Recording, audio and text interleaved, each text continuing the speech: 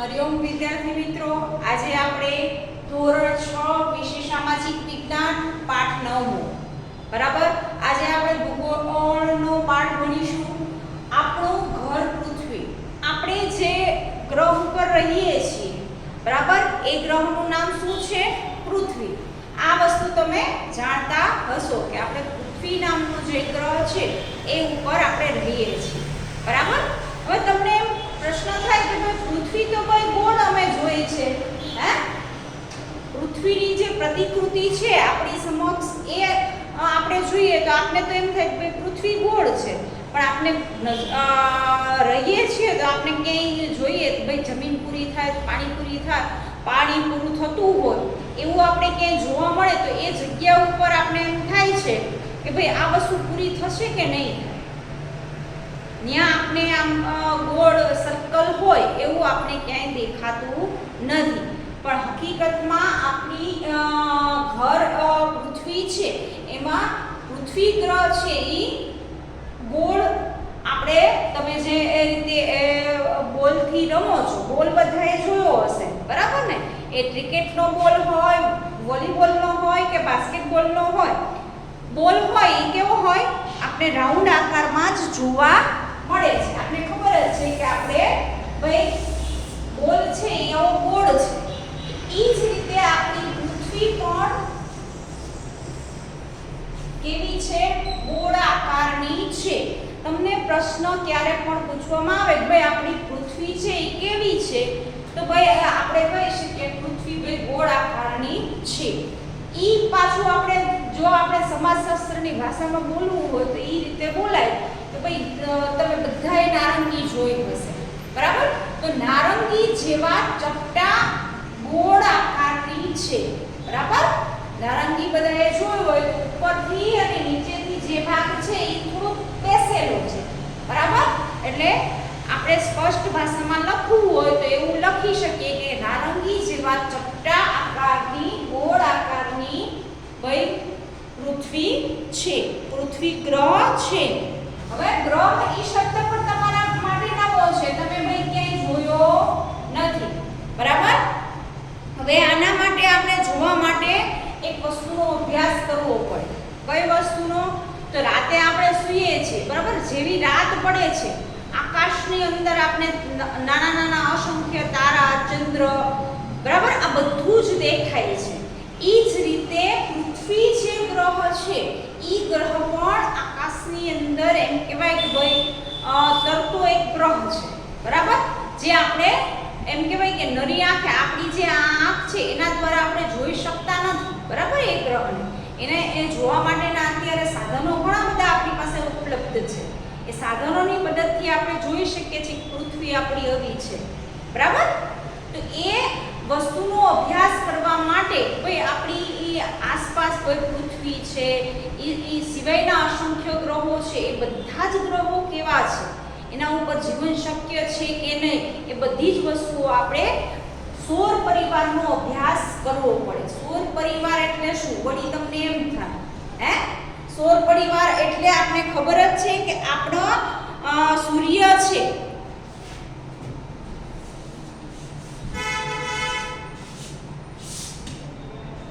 સૂર્યને તમે સૂરજ દાદા તરીકે ઓળખો છો બરાબર. ભાઈ સૂરજને આપણે કેવું નથી પડતું કે ભાઈ સવાર પડી તું ઉગ, એ એના ટાઈમે ઉગી જ જાય છે અને સાંજે આથમવાનો ટાઈમ થાય ત્યારે આથમી જાય છે બરાબર. સૌર પરિવારનો સૌથી મહત્વનો કોઈ સભ્ય હોય તો ભાઈ એ સૂર્ય છે બરાબર. સૂર્ય જેવો પ્રકાશમાન થાય એ ભેગા એમ કહેવાય કે આકાશની અંદર જે તારામંડળો આવેલા છે, જે જૂથો આવેલા છે, ગ્રહો છે, બધા જ પ્રકાશિત થતા દેખાતા બંધ થઈ જાય. શું કામ? કે સૌર પરિવારનો સૌથી પ્રકાશિત કોઈ હોય તો એ સૂર્ય છે, કે જેના કારણે બધા જ ગ્રહો ઉપર પ્રકાશ ચોતરફ ફેલાઈ જાય છે. ચોતરફ ફેલાઈ જાય છે એટલે કે ભાઈ આજુબાજુ ફેલાઈ જાય છે બરાબર. તો આ સૂર્ય છે એ એમ કહેવાય કે સૌર પરિવારનો મહત્વનો એમ કહેવાય કે સ્વયં પ્રકાશિત તારો છે એવું કહી શકીએ, તારામંડળનો બરાબર. પછી એની આસપાસ એમ કહેવાય કે અસંખ્ય નાના મોટા ઘણા બધા આપણે રાત જેવી રાત પડશે એટલે નાના નાના અસંખ્ય આપણે આકાશમાં તારાઓ દેખાય છે. દિવસે એ કેમ નથી દેખાતા? આપણે પ્રશ્ન થાય ને, તો ભાઈ એનું કારણ એ છે કે ભાઈ સૂર્યનો પ્રકાશ એટલો બધો છે, એ બધા નાના નાના તારા ગ્રહોનો પ્રકાશ ભાઈ એમાં અંજાઈ જાય છે, એના હિસાબે કંઈ આપણે જોઈ શકાતું નથી. સૂર્ય જેટલો પ્રકાશિત છે, બરાબર. સ્વયં પ્રકાશિત સૌથી મોટું એમ કહેવાય કે સૂર્ય છે, જેના પ્રકાશથી બધા જ ગ્રહો છે એ પ્રકાશિત થાય છે. ખાસ કરીને આપણે જોઈએ કે આટલા બધો સૌર પરિવારની અંદર ગ્રહો, નક્ષત્રો બધું જ છે, પણ પૃથ્વી નામનો જે ગ્રહ છે, બરાબર, પૃથ્વી જે આપણું ઘર છે, જેના ઉપર આપણે મોટી મોટી બિલ્ડિંગોથી માંડીને અસંખ્ય વસ્તુઓ બનાવી છે, એ કોના આધારે શક્ય છે? હે, એક ગ્રહ ઉપર જીવન કેમ શક્ય બન્યું? એ બધી જ વસ્તુ ખૂબ મહત્વની છે, બરાબર. આપણે બીજા તમે ગ્રહ લઈ લો તો એક ગ્રહ ઉપર આપણે જોઈએ છે, ટીવીની અંદર તમે સમાચાર સાંભળતા હશો ત્યારે પણ કે ભાઈ મંગળ ગ્રહ ઉપર જીવન શક્ય છે કે નહીં, એનું વૈજ્ઞાનિકો સંશોધન કરે છે. હે, ત્યાંની ધરતી ઉપર ભાઈ અવશેષો આપણે રહેવા જઈ શકીએ કે નહીં? એક દેશમાંથી બીજા દેશમાં જવું હોય તો પણ આપણા માટે મુશ્કેલ છે. આ તો એક ગ્રહ ઉપરથી બીજા ગ્રહ ઉપર, બરાબર, એ વસ્તુની અહીંયા વાત થાય છે. એ વસ્તુ જોઈએ તો ભાઈ એ બહુ અઘરું છે. આપણે ઘણા બધા સંશોધનો કર્યા છે પણ શક્ય છે નહીં. અત્યારની વર્તમાનની વાત કરીએ ત્યાં સુધીમાં હજી પૃથ્વી સિવાય બીજા કોઈ પણ ગ્રહ ઉપર માનવ વસવાટ શક્ય બન્યો નથી, બરાબર, કે જેના ઉપર આપણે અત્યારે પૃથ્વી ઉપર બહુ બિંદાસ રીતે એમ કહેવાય કે જીવી શકીએ છીએ. 2 ટાઈમ જમવાનુંથી માંડીને બધી જ વસ્તુઓ આપણે મળી રહે છે. એ ગ્રહ એક પૃથ્વી છે. પૃથ્વી સિવાયના બીજા જેટલા સૌર પરિવારના ગ્રહો છે એ ગ્રહો ઉપર જીવન શક્ય બન્યું નથી. શું કામ? પૃથ્વી ઉપર ખાસ પ્રકારનું વાતાવરણ છે, બરાબર. સૂર્ય છે, વાતાવરણ છે, પાણી છે, જમીન છે, આ બધી જ વસ્તુઓ એમ કહેવાય કે પૃથ્વી ગ્રહ ઉપર છે, જેના કારણે આપણું અસ્તિત્વ છે. આ સૂર્ય ના હોત, વાતાવરણ ના હોત, પાણી ના હોત, જમીન ના હોત તો આપણે પણ હોત નહીં, બરાબર. પશુ પંખી છે, પ્રાણી છે, મનુષ્ય જાતિનું એમ કહેવાય કોઈ ઉદ્ભવ થયેલો ન, એવું પણ આપણે કહી શકીએ છીએ, બરાબર. ખાસ કરીને એમ કહેવાય કે પૃથ્વી ગ્રહ ઉપર જ આપણે જીવન સૌથી એમ કહેવાય કે શક્ય બન્યું છે, બરાબર. કદની અંદર છે, સૌર પરિવારના ઘણા બધા સભ્યો છે. અહીંયા આપણે ક્રમ વાઇઝ જોઈશું દરેક સભ્યની શું ખાસિયત છે. ખાસ કરીને પહેલા સૂર્ય છે, બરાબર, પછી બુધ, શુક્ર, પૃથ્વી, ચંદ્ર, મંગળ, ગુરુ, શનિ, યુરેનસ, નેપચ્યુન, ઉલ્કા અને નક્ષત્ર. આ બધા જ સેના સભ્યો છે. ભાઈ કયા પરિવારના સભ્યો છે એવું પૂછવામાં આવે તો આપણે યાદ રાખવાનું છે કે આ બધા સૌર પરિવારના સભ્યો છે, બરાબર.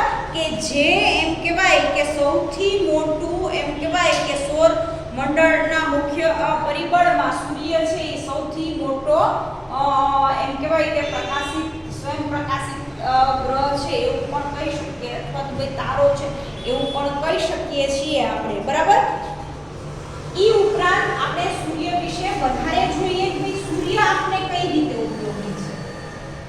પહેલું તો ભાઈ માનવ જાતિનું અસ્તિત્વ શું કામ છે? સૂર્ય છે તો, બરાબર. વાતાવરણ અસ્તિત્વમાં એવું વાતાવરણ છે તો ભાઈ પાણી, જમીન, બરાબર. આપણે મનુષ્ય જાતિને ઓક્સિજન વાયુ કોણ પૂરો પાડે છે? ભાઈ વાતાવરણ, બરાબર. જેના કારણે ભાઈ સૂર્ય ના હોય તો આ વસ્તુ શક્ય બને નહીં, બરાબર. સૂર્ય એ સ્વયં પ્રકાશિત તારો છે. પૃથ્વીના પરના જીવનનો દાતા પણ આપણે ગણી શકીએ છીએ કે પૃથ્વી ઉપર જે જીવન શક્ય બન્યું છે એનો કોઈ દાતા હોય તો ભાઈ એ સૂર્ય છે. સૂર્ય ના હોય તો આ વસ્તુ શક્ય બને નહીં, બરાબર. એના પછી આપણે આપેલું છે કે 13 લાખ ગણો મોટો છે સૂર્ય પૃથ્વી કરતા, સૂર્ય છે એ પૃથ્વી કરતા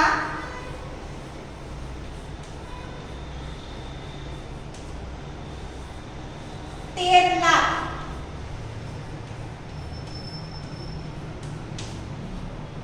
સૂર્ય પૃથ્વી કરતા 13 લાખ ગણો મોટો છે એવું આપણે કહી શકીએ છીએ બરાબર સૂર્ય એ પૃથ્વી કરતા 13 લાખ ગણો મોટો છે બરાબર આ વસ્તુ શક્ય બની છે આ વસ્તુ પ્રશ્નની અંદર પૂછાય તો પણ આપણે યાદ રહેવી જોઈએ કે સૌથી મોટો ગ્રહ છે એના કરતા 13 લાખ ગણો મોટો સૂર્ય છે બરાબર ઈ ઉપરાંત એને ફરતે એમ કહેવાય કે એક હવે આ વસ્તુ પ્રયોગ દ્વારા પણ છે અને ટીવી ની અંદર પણ આ વસ્તુ તમે જોઈ શકો છો બરાબર કે આપણી જે આખું સૌર પરિવાર છે એ સૌર પરિવારના દરેક સભ્ય છે એમાં ખાસ કરીને સૂર્ય છે સૂર્ય મેઇન વસ્તુ છે બરાબર પછી એની આસપાસ આ રીતે આમ રાઉન્ડ બનતા જાય છે એક એક ગ્રહના બરાબર સૂર્ય આવે પછી અહીંયા બુધ આવે શુક્ર આવે અને આ પૃથ્વી આ એમ કહેવાય કે આમ રાઉન્ડમાં પણ ફરે છે અને સૂર્યની આસપાસ પણ ફરે છે અને પોતાની ધરી પર પણ ફરે છે આ વસ્તુ પણ ખાસ આપણે યાદ રાખવાની છે એની ઝડપ કેટલી છે તો 1000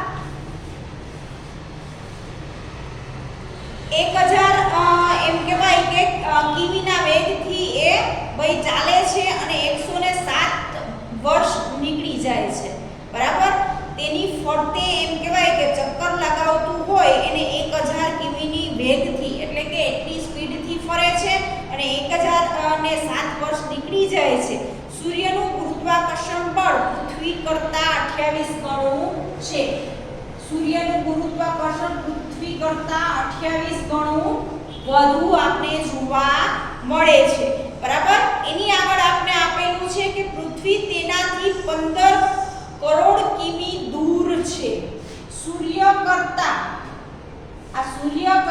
પૃથ્વી છે એ 15 કરોડ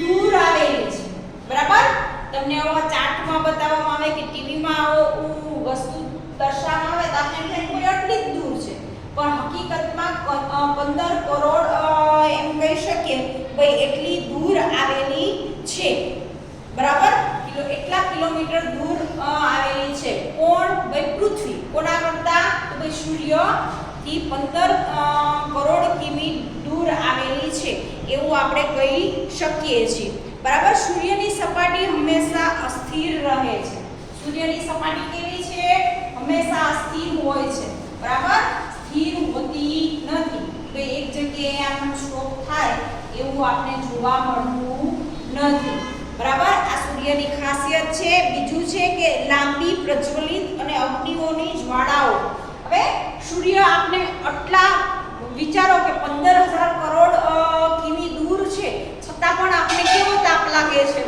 બપોરે આપણે નીકળીએ તો આપણે એમ થાય છે કે આપણે બળી જશું હે તો સૂર્યની નજીક આપણે જઈ શકીએ એવું કોઈ શક્ય બન્યું નથી અત્યાર સુધીના ઘણા બધા સંશોધનો થઈ ગયેલા એ સંશોધનની અંદર કોઈ સૂર્યની નજીક કોઈ જઈ શક્યું નથી શું કામ કે સૂર્યમાંથી એટલી બધી ગરમી બહાર નીકળે છે કે એ ગરમીને સહન કરવી તમે સૂર્યની નજીક જાઓ એટલે તમે રાખ જ બની જાઓ ત્યાં સુધી પહોંચો જ નહીં પહોંચવાની વસ્તુ તો જુદી રહી તમે એની નજીક જઈ જ ના શકો એટલું બધું એમ કહેવાય કે ધગધગતું એમાંથી તાપ નીકળે છે કે જેના કારણે આપણે એની નજીક જઈ શકતા નથી તમે વિચારો કે એ ક્યારેય ઓછો તાપ દે નથી આપતો એવું બને છે હે કુદરતી વસ્તુ છે એના તાપમાનમાં કોઈ ફેરફાર આપણે જોવા મળતું નથી એને કંઈ કેવું નથી પડતું ભાઈ આજે તું વહેલો આથમી જા વહેલો ને એવું થાય છે નથી થતું એ એનું જે આખા વર્ષનું રૂટીન છે બરાબર ક્યારેક આપણે ખબર જ છે હવે ઈ ઋતુ પ્રમાણે તમે આપણે આપણા દાદા દાદી પરિવારના સભ્યો પાસેથી સાંભળ્યું હશે કે ભાઈ શિયાળાના દિવસો છે એ ટૂંકા હોય છે અને રાત્રિ કેવી હોય છે, લાંબી આપણે જોવા મળે છે. ઉનાળાના આપણે દિવસો લઈએ તો ભાઈ દિવસો લાંબા હોય અને રાત્રિ ટૂંકી આપણે જોવા મળે છે. દિવસ વહેલો, અત્યારે ઉનાળો આપણે ચાલે છે, અત્યારે ચોમાસાની ઋતુ ચાલે છે તો આપણે ખબર જ છે કે સવાર વહેલી પડી જાય છે, હે, દિવસ લાંબુ આપણે દેખાય છે, અઠવાડિયું વહેલું પડી જાય છે, બરાબર. એટલે આ પરથી કહી શકીએ કે ભાઈ સૂર્યની ગરમી સૌથી વધારે છે, બરાબર.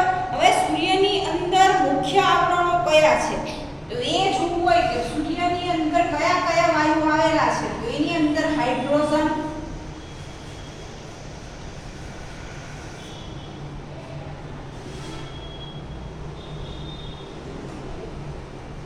સૂર્યનું મુખ્ય આવરણ, તમને એવું પૂછવામાં આવે કે સૂર્યનું મુખ્ય આવરણ શેનું બનેલું છે તો હાઇડ્રોજન વાયુનું બનેલું છે એવું આપણે કહી શકીએ છીએ, બરાબર. અગ્નિઓનો સમાવેશ એમ કહેવાય કે એની અગ્નિઓ લાંબા સમય સુધી પ્રજ્વલિત રહે છે. એ સિવાય એમ કહેવાય કે હિલિયમ વાયુ પણ છે, પ્રક્રિયા થાય અને હિલિયમ વાયુ પણ નીકળે છે,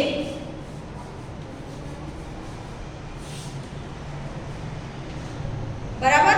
ઈ પછી આપણે જોઈએ તો એમાંથી જે ગરમી ઉત્પન્ન થાય છે એ ગરમીમાંથી આપણે ઊર્જા ઉત્પન્ન કરીએ છીએ. તમે જુઓ છો કે વિદ્યુત શક્તિથી માંડી અને આપણે ઘણી બધી ઘણા ટેરેસ ઉપર તમે જુઓ છો બ્લેક કલરના પેલા ટેરેસ ઉપર લગાવેલા હોય એ શેના માટે લગાવેલા હોય તો એ સૂર્ય શક્તિ, બરાબર, કે સૂર્યમાંથી પણ આપણે વીજળી ઉત્પન્ન કરી શકીએ છીએ અને આપણા ઘરની વપરાશનું જે કહેવાય કે લાઇટનો જે પ્રકાશની બધી વસ્તુઓ ચાલે છે એ ભાઈ એના દ્વારા પણ ઉત્પન્ન કરી શકીએ છીએ. એના દ્વારા આપણે મોટરો પણ ચાલુ કરી શકીએ છીએ જે પાણીની છે, ખેતરની અંદર ઉપયોગમાં આવે છે. તો સૌર પરિવાર સૂર્ય છે એ આપણે કેટલી રીતે ઉપયોગી છે, સૌથી મોટી એમ કહેવાય કે ભાઈ સૌર્ય શક્તિ આપણે પૂરી પાડે છે, બરાબર. સૌથી મોટું એ બેનિફિટ છે કે એમાંથી ઘણી બધી વસ્તુઓ ચાલુ કરી અને આપણે આપણા જીવન જરૂરિયાતની ઘણી બધી વસ્તુઓમાં સંતોષ મેળવીએ છીએ, બરાબર. જો સૂર્ય ના હોય તો આ વસ્તુ શક્ય બનતી નથી, બરાબર. સૂર્ય છે તો જ એમ કહેવાય કે સજીવોનું જીવન છે, બરાબર.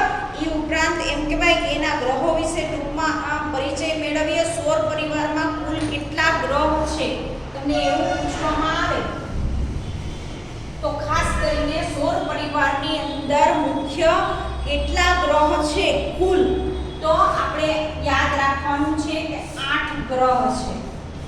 કેટલા? 8 ગ્રહો છે. કઈ જગ્યાએ તો ભાઈ સૌર પરિવારની અંદર 8 ગ્રહ આવેલા છે, બરાબર. બુધ, શુક્ર, પૃથ્વી, મંગળ આંતરિક અને ગુરુ, શનિ, નેપચ્યુન બાહ્ય ગ્રહ તરીકે ઓળખાય છે. બુધ, શુક્ર, પૃથ્વી અને મંગળ એ બધા આંતરિક ગ્રહ છે. બાકીના ગુરુ, શનિ, યુરેનસ, નેપચ્યુન એ બધા એમ કહેવાય કે આંતરિક ગ્રહ છે. એટલે બે વિભાગ પડે છે. સૌર પરિવારના બે વિભાગ પડે છે, આંતરિક ગ્રહો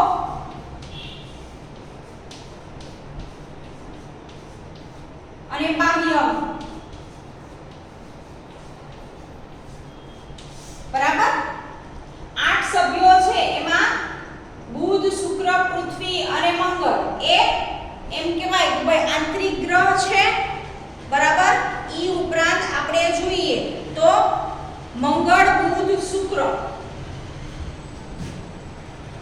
મંગળ, બુધ અને શુક્ર આ છે ઈ શનિ એ ગ્રહો છે ઈ બાહ્ય ગ્રહો તરીકે આપણે ઓળખીએ છીએ, બરાબર. જેને નરી આંખે જોઈ શકીએ છીએ તેની માહિતી આપણે અલગ અલગ રીતે મળી શકે છે.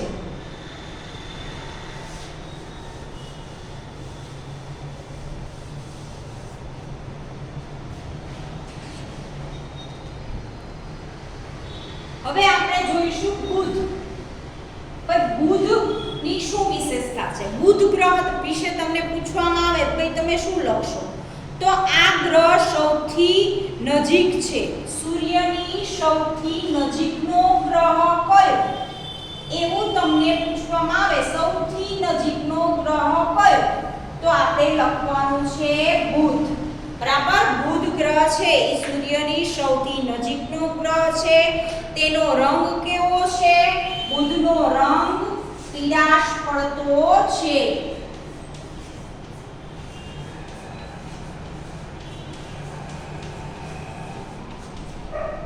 બરાબર, બુધનો ગ્રહ કેવો છે? રંગ કેવો છે? તો પીળાશ પડતો છે. બુધને વાતાવરણ એમ કહેવાય કે વાતાવરણ અને ઉપગ્રહ નથી. તમને બુધ ગ્રહ વિશે પૂછે તો ભાઈ બુધને વાતાવરણ છે? તો વાતાવરણ નથી. બીજો કોઈ ઉપગ્રહ છે? તો ઉપગ્રહ પણ નથી.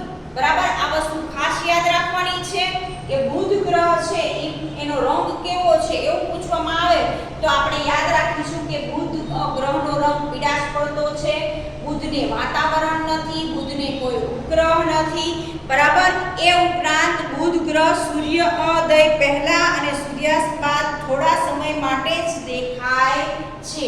બરાબર, જ્યારે એમ કહેવાય કે સવારમાં સૂર્ય ઉગતો હોય એ સમયે અને જ્યારે સાંજે સૂર્ય આથમે છે એ જ સમયે આપણે બુધ ગ્રહને જોઈ શકીએ છીએ.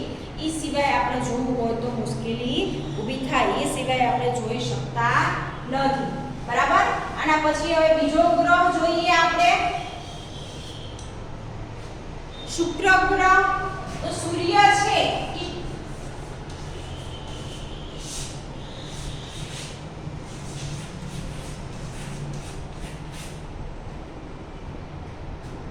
સૌર પરિવારનો સૌથી ચમકતો ગ્રહ છે. શુક્ર છે એ સૌર પરિવારમાં સૌથી વધારે ચમકે છે. સૂર્ય પછી કોઈનું સ્થાન હોય તો એ શુક્રનું છે. બરાબર, સૌર પરિવારની અંદર શુક્ર એ સૌથી વધારે ચમકતો તારો છે. એ ખાસિયત છે એ ગ્રહની, એ કદમાં અને વજનમાં પૃથ્વી જેવો જ છે. કદ અને વજન એ કોના જેવું છે? તો ભાઈ પૃથ્વી જેવું. બરાબર, પૃથ્વી આપણો જે ગ્રહ છે એના જેવો જ શુક્ર છે કદમાં અને વજનમાં. આ વસ્તુ એની ખાસ યાદ રાખજો. પછી આપણે આપેલું છે કે જાણે પૃથ્વીનો જોડિયો ભાઈ હોય. પૃથ્વીનો જોડિયો કોઈ ભાઈ હોય આવું ખાસ પૂછશે હો, યાદ રાખજો કે પૃથ્વીનો જોડિયો ભાઈ કયો છે? તો આપણે નામ યાદ રાખવાનું કે શુક્ર. શુક્ર છે ઈ પૃથ્વીનો જોડિયો ભાઈ છે અથવા ભાઈ એના જેવો જ છે. શું કામ કે જોડિયા ભાઈ બહેન હોય તો આપણે ખબર છે કે ભાઈ એક જેવા દેખાતા હોય.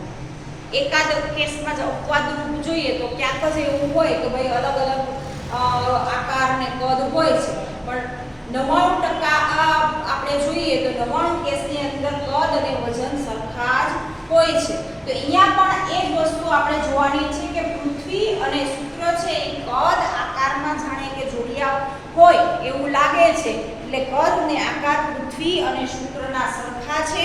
બરાબર, આગળ આપણે આપેલું છે કે ભાઈ તેને એક પણ ઉપગ્રહ નથી. શુક્રને પણ બુધની જેમ એકય ઉપગ્રહ છે નહીં. બરાબર,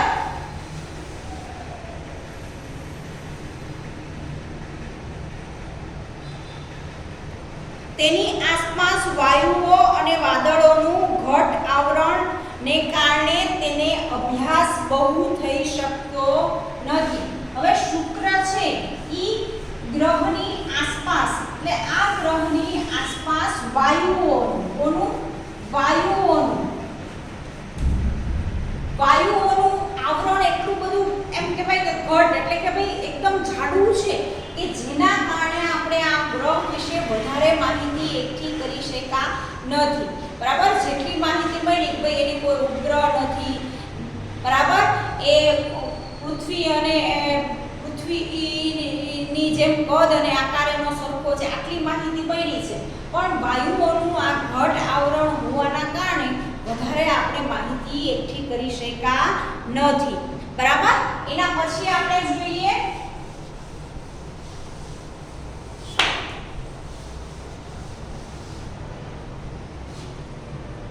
એના પછી આવશે પૃથ્વી.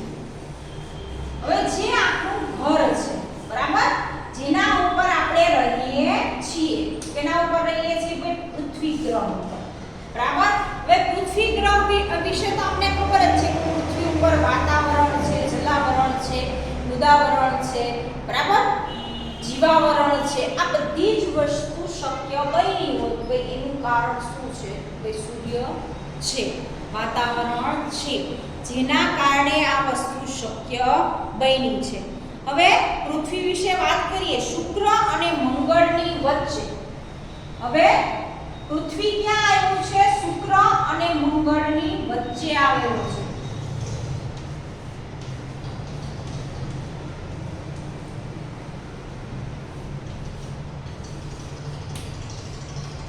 આ વસ્તુ પણ ખાસ એની એક સૌર પરિવારના સભ્ય તરીકે ખાસ એમ કહેવાય કે વસ્તુ છે કે પૃથ્વી છે એ કયા બે ગ્રહની વચ્ચે આવેલો છે એવો પ્રશ્ન પૂછે તો પણ આપણે યાદ રહેવું જોઈએ કે શુક્ર અને મંગળની વચ્ચે આવેલો છે, બરાબર.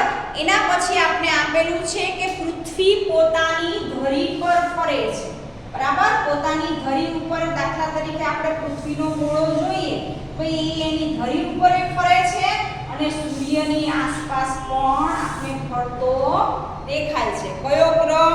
તો ભાઈ પૃથ્વી ગ્રહ, બરાબર. પોતાની ધરી ઉપર તો ફરે છે પણ એની સાથે સાથે સૂર્યની આસપાસ પણ આપણે પૃથ્વી ગ્રહ ફરતો દેખાયો છે, જેના કારણે આપણે દિવસ રાત થાય છે, ઋતુઓનું પરિવર્તન થાય છે. આ બધી જ વસ્તુઓ શક્ય બની હોય તો એ પૃથ્વીનું પોતાનું ધરી ઉપર ફરવું અને સાથે સાથે કોઈ સૂર્યની આસપાસ ફરે છે, જેના કારણે આ વસ્તુ શક્ય બની છે, બરાબર. નકર આ વસ્તુ શક્ય હોત નહીં. દિવસના એમ કે ભાઈ 24 કલાક, આપણે 24 કલાક ગણીએ છીએ, બરાબર. પોતાની ધરી ઉપર ફરતા એને 24 કલાક લાગે છે અને સૂર્યની આસપાસ ફરતા આખું વર્ષ, આખા વર્ષના આપણે કેટલા દિવસો છે? 365, બરાબર. સૂર્યની આસપાસ આમ રાઉન્ડ પૂરું કરતા 365 દિવસ લાગે છે અને પોતાની ધરી પર ફરતા એને 24 કલાક, બરાબર. આ પણ વસ્તુ આપણે યાદ રાખવાની છે.